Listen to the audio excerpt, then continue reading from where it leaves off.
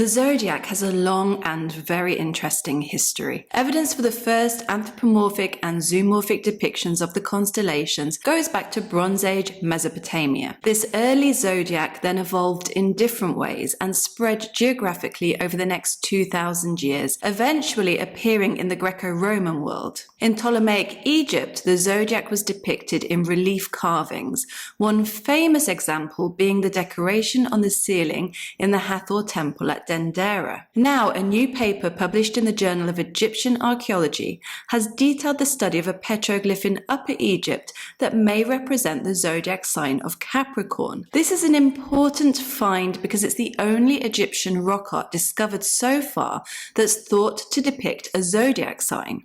The study also suggests a date for this petroglyph, which then helps to more definitively date another unusual one previously discovered close by.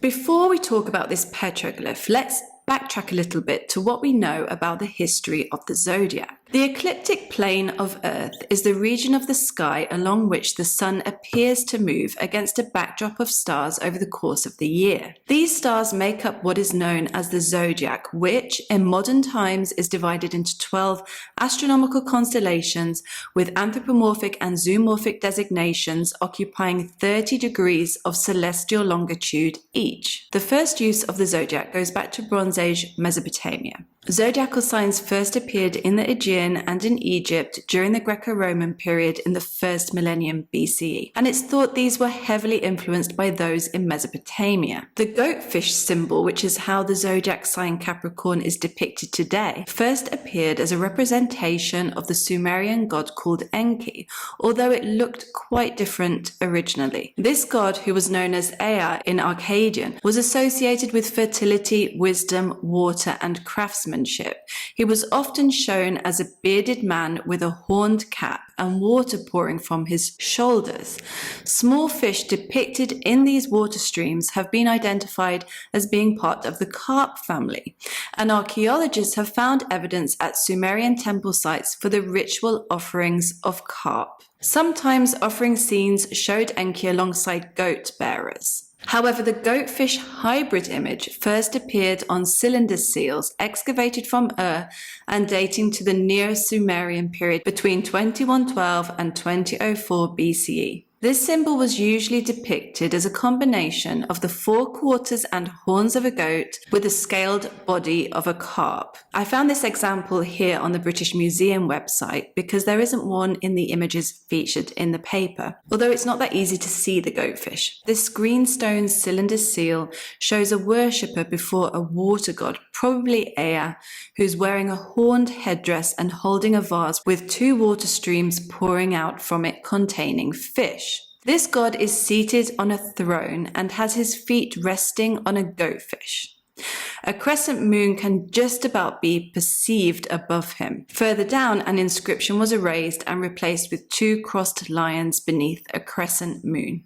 As well as being found on cylinder seals, the goatfish symbol has been found engraved on kudurus dating to the Middle Babylonian period between 1570 and 689 BCE. Kudurus are commonly referred to as boundary stones and are rounded stelae inscribed with land grants or other official pronouncements. Gods are engraved alongside the text in order to ask for their endorsement for and protection of the transaction. This kuduru supposedly has a goatfish on it, but I can't figure out where. It says it's in the first register at the top. The Mesopotamians believed that their deities were represented by the stars and planets, so it was important for them to observe and record celestial phenomena. This is why stars and planets are also depicted on kudurus. In the Babylonian compendium of astronomical knowledge called the Mul-Apin, 17 constellations are listed by name, and one of these is called the goatfish, which, based on its location in the catalogue, represented the constellation Capricornus. The Mul-Apin is a cuneiform tablet that's similar to earlier star catalogues, listing 66 stars and constellations and including observational data such as the rising, setting, and culmination dates of stars. Its name Mulapin means plough star, which is the first constellation listed. Out of its 17 constellations, 12 went on to be classed as the Zodiac during the 5th century BCE. The Mulapin dates to 687 BCE, but was probably first produced around 400 years before that. It's the first definitive association between the goatfish and the constellation of Capricornus, and therefore the god Enki. However, the earliest symbolic representations of Enki on cylinder seals and kudurus were probably also connected to Capricornus. Since the Mesopotamians associated deities with the stars and the planets, they also believed that celestial phenomena influenced life on Earth and used their observations of such to predict certain events, such as war and earthquakes. Eventually, these predictions started to be applied on an individual level with the introduction of birth charts and horoscopes. The earliest attested horoscope dates back to 410 BCE.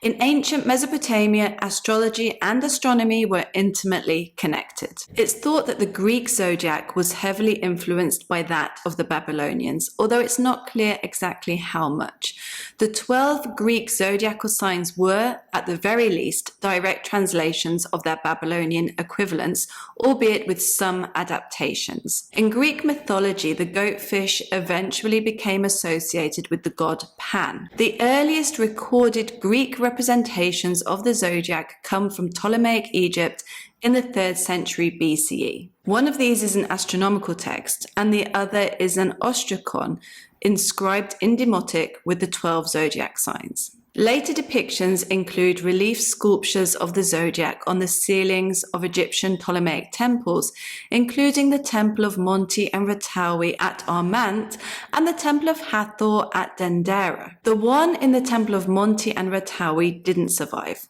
However, the one at Dendera from the 1st century BCE did. To be clear, there were 2 zodiacal ceilings at the Temple of Hathor at Dendera. The earlier one, dating to the 1st century BCE, is the most famous. It's circular and was found in the second eastern room of a series of chapels dedicated to the mysteries of Osiris. The original is now in the Louvre in Paris.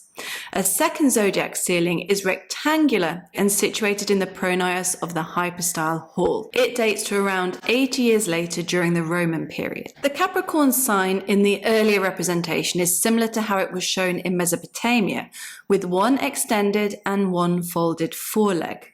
However, there are a few additional details, including the male personification of Mars riding the goatfish and carrying a scepter. These drawings by Emily Corbin show the way the goatfish was depicted at different times and in different locations. The first one is from a Babylonian kuduru. The second one is from the earlier zodiacal ceiling at Dendera. The third one is from the later zodiacal ceiling at Dendera. The fourth is from the tomb of Athribis, and the fifth is from the coffin of Sota. In the Roman world, astrology was just as popular as it had been in Mesopotamia, and eventually became a feature of everyone's lives no matter where they stood in society. However, to begin with, it was mostly used by the elites for political propaganda. Augustus was the first ruler to use astrology extensively. For some reason, after he became emperor in 27 BCE, he associated the zodiac sign Capricorn with himself, even though he'd been born under the sign of Libra. Throughout the Roman Empire, Capricorn was depicted on coins, on gems, on pottery, in paintings, and in sculptures. A large onyx cameo known as the Gemma Augustea features Augustus looking at a floating medallion which contains the goatfish. It has a long, looped tail, a style that first appeared with the Romans but was also used alongside depictions that had the traditional short, stiff tail. Examples of the goatfish from Roman Egypt include the Dendera zodiac mentioned earlier,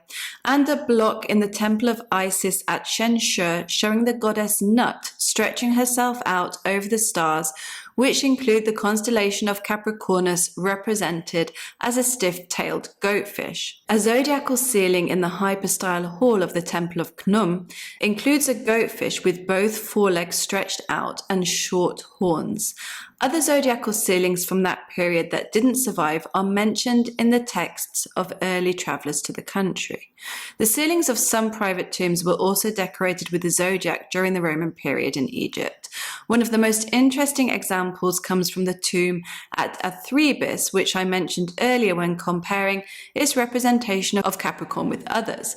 The tomb has the birth horoscopes of two brothers depicted next to each other. An unusual representation of Capricorn is carved in two zodiac ceilings at the 1st century tomb of Pet Osiris, where the goatfish is shown with only one horn twisted a bit like a unicorn. Some coffins from the Roman period also have zodiac signs on their lids. The petroglyph that appears to depict a goatfish and therefore may represent Capricorn is found at the rock art site of El-Hosh in Upper Egypt, around 70 kilometers from Aswan and 200 meters west of the Nile. It's close to the petroglyph of a chameleon. It measures 40 by 13 centimeters and is roughly pegged into an inclined rock. As is common in petroglyphs, it appears as though a natural crack in the rock was incorporated into the design.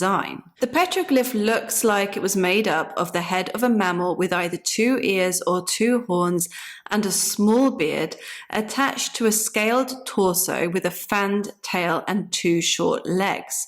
No similar petroglyph to this has ever been found in Egypt, and the chameleon is equally unique. If the petroglyph is meant to depict Capricorn, then it likely dates to the Greco-Roman period. However, since the loop-tailed version of Capricorn became popular during the 2nd century, then it's probably earlier than that. No confirmed date had previously been arrived at for the chameleon, but a dynastic or later chronology had both been suggested.